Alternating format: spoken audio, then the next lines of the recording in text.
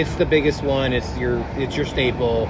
It's the one that people really look forward to. And like you said, that one's got to stay consistent the entire time. Yeah. It really depends on the week. Like this week, we're really pushing. We're doing a lot of bad. Because last week we did.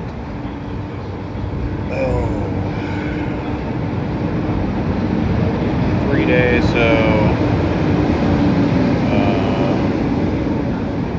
240. Let's do some math. It's pretty bad when you.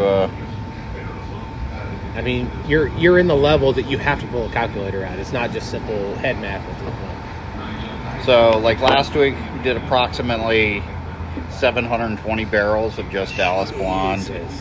which is.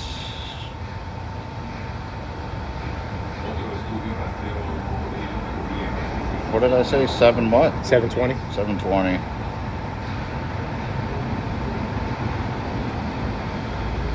Why is that? I'm terrible at math. That's a lot of beer. I mean, it is. You already said it's 720 barrels. So it's approximately, there we go. My brain started working again. About 22,000 gallons of beer. Fuck. Just Dallas Blonde last week. And for people who don't know the conversion rate, let's say cans. How many cans would that be? Oh, God. I would... Just approximate. A shit ton. I couldn't even tell you. A pallet at least. Oh, way more than that. Okay, then there, yeah. So it would, yeah.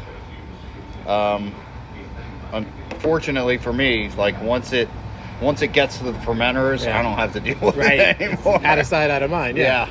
But yeah, it's crazy. Like this week we're doing, and we brew 10-hour days, 4 days a week.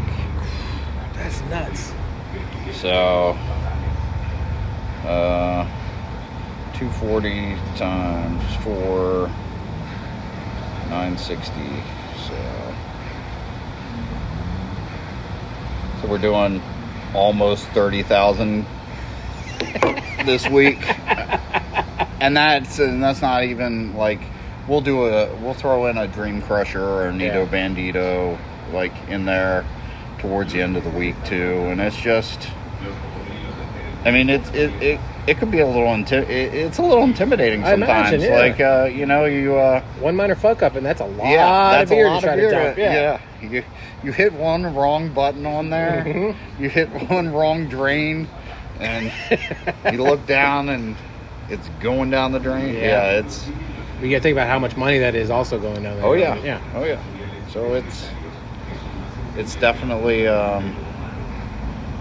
Definitely intimidating. It gets easier as you go, but now for those that aren't in the DFW area, I'll talk a little bit. So you were at Steam Theory, and that was Trinity Grove, which is a separate part of Dallas, but it's this really cool concept of it's a big strip of restaurants, but everybody shares a wall. And from what I've heard, if you kind of succeed there, then you'll go get your own brick and mortar, and it works out really well. So you get a lot of continuing flip over, which is not a bad thing. Yeah. It's a good thing because then you get different kind of food throughout the whole thing.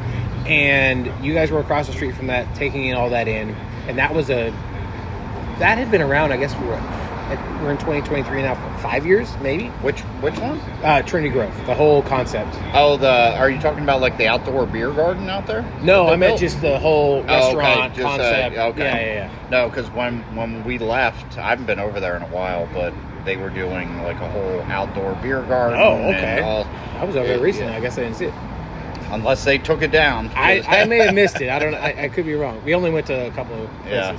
But I was going to say, from the neighborhood there, coming from Deep Ellum, or going to Deep Ellum, this neighborhood has had its ups and downs, but the history here is so deep. And then as we're talking, I'm looking and they're building, I believe they're going to be, looks like a parking garage, also I think apartments. it's a hotel.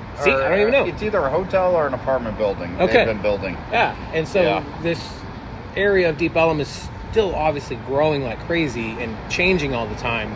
What is the atmosphere of being in Deep Ellum been like for you? It's pretty good. You know, they sometimes when I show up here at 3 o'clock in the morning, it's a little sketchy. I mean, anywhere at 3 in the morning could be somewhat sketchy. But we do have Deep Ellum has its own like little police force. I saw one of them kind of shoo somebody away. Yeah. And we also have our own security that's here 24 hours a day, Nice. 7 days a week, and it's not like, you know, they're fighting in the parking lots every night or anything, but it just that presence makes people feel safer, and it helps keep people who want, you know, cause trouble away. Sure. And it's pretty nice. I mean, I don't have any complaints. I haven't had any problems out here. Well, I mean, I've come to Deep Ellum since I was a teenager, and I'm 40 now, so I love seeing the growth that is this whole energy in the neighborhood that is Deep Ellum.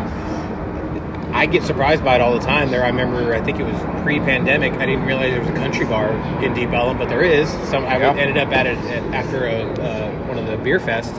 And there's so much music here, and there's so many good places to eat. I know last time I was here, I ended up at a dumpling place that is fantastic, and my girlfriend loves that. We go there almost every time we come here.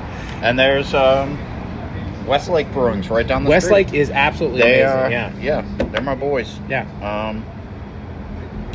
But yeah, there's a lot going on in Deep Ellum. Yeah. They just did the other night. I was on Facebook and I saw them lined up around the block over at Elm Street Tattoo. Friday the 13th. Doing the Friday the 13th Mm-hmm. tattoos, and people out all night getting tattooed and partying and having a great time. And I was like, man, that looks awesome. As somebody who has tattoos, do you have a Friday the 13th tattoo? I have a 13, so there it is. Yeah. But it's not really a Friday the 13th tattoo. It's just a pool ball. Okay. I have one, but it was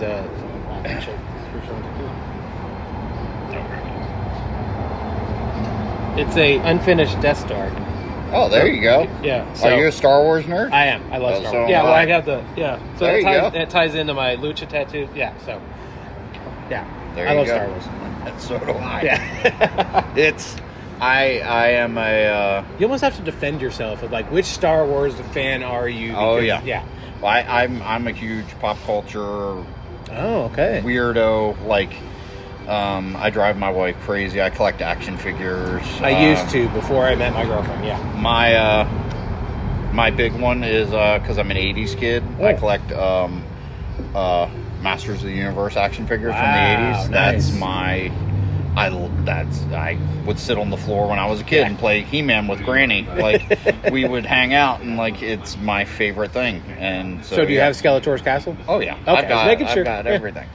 Like, it's a sickness. It's I don't know why my wife is with me. She's like, yeah, you're an idiot. Yeah.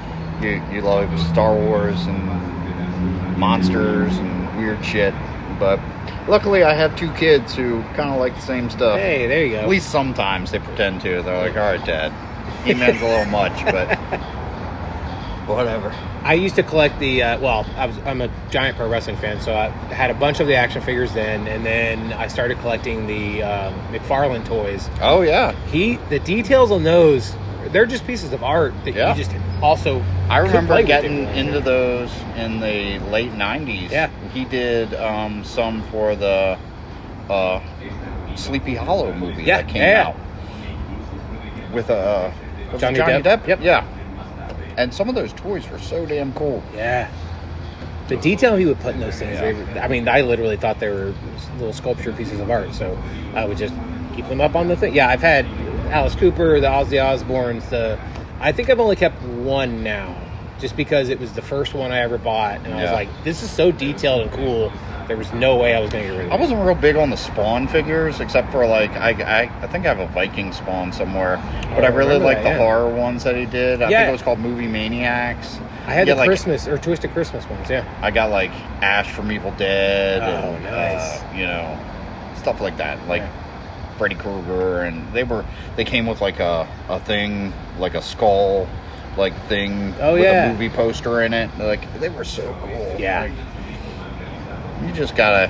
I love nerding out about dumb shit. Sometimes like I'll go on the subreddit for McFarlane toys and just to see. I was like, oh, I used to have that one. Oh, that one was. I was lucky enough to meet him once. Whenever I think it was the last time or the first time that the All-Star game was, the NHL All-Star game was here, and so he was here with the Stanley Cup because he did. I think it was that time I had gotten the Mike Modano figure that he had made, and there was only like, I think 3,000 or so of them, but he was there, and I was like, I've got to go meet Todd McFarlane. I got to meet him and then go kiss the Stanley Cup, so it was like a perfect day.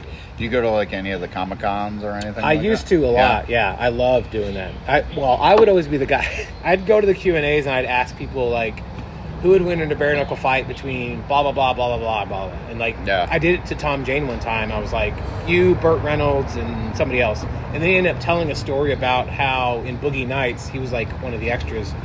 They were kicking them out of the house. It was a scene, and like Burt Reynolds apparently got too physical, and then the next day he sent him a bottle of champagne with a nice note.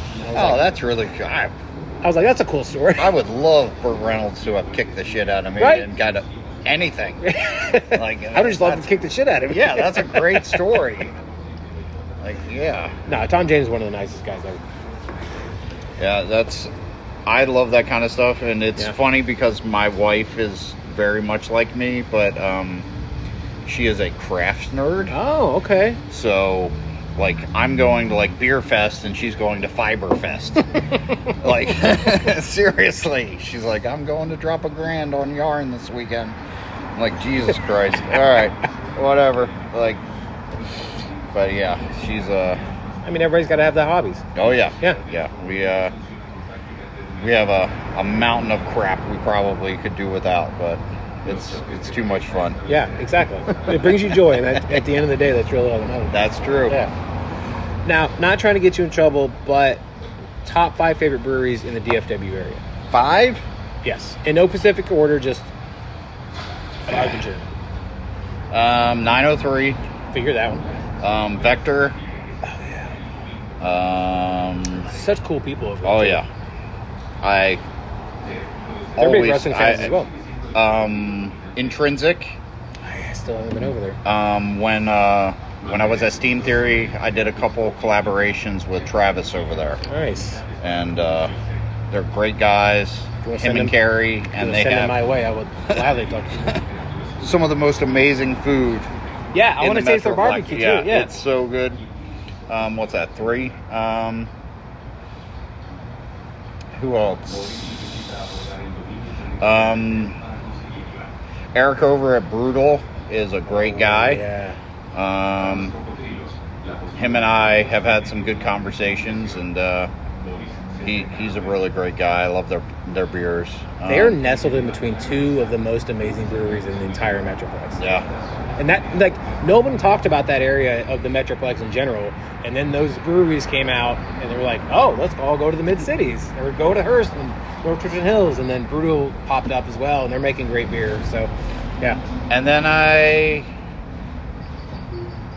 guess I'd have to give a shout-out to my buddy Tommy over at Rollertown. Oh, yeah. I love some Rollertown. Have they officially moved yet? Or are they still in Salina? They're still in Salina, okay, as far as I know. Last time I had a conversation with him, they had talked about opening another place, but it's been a while. Yeah, I think the rumor is the Star and Frisco area, like that whole situation, which makes sense considering their ties to the Mavericks and the DFW sports scene in general. I've been a fan of his beer since he was over at Noble Ray, and he's a great brewer. Yeah. And yeah. Nice. I guess, is that 5? That's 5, yeah. You nailed it.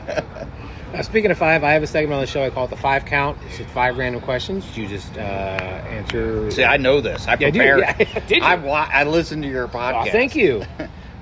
Well, they changed, so this one might. 3 of them are always the same, but 2 of them changed. What would your last meal be? Last meal? Oh, that's easy. Okay. A soft crab sandwich. Ooh. with lettuce, tomato, mayonnaise, and French fries, Damn. and a beer. Okay. Which kind of beer?